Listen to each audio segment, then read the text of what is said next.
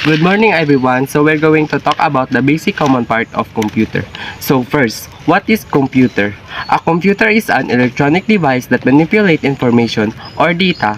It can store, retrieve, and process data. What is system unit? System unit is the core of a computer system. Usually, it's a rectangular box placed on your underneath your desk. So what is mouse? Mouse is used to interact with items on your computer screen. What is monitor? Monitor is referred to as video display unit. A monitor is an output device that displays video, images, and text. What is keyboard? Keyboard is an input device that the main way to enter information into your computer. What is speaker? Speaker are used to play sound.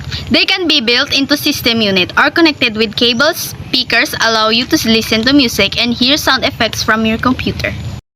What is printer? A printer is an external hardware output device that takes the electronic data stored on a computer or other device and generates a hard copy of it.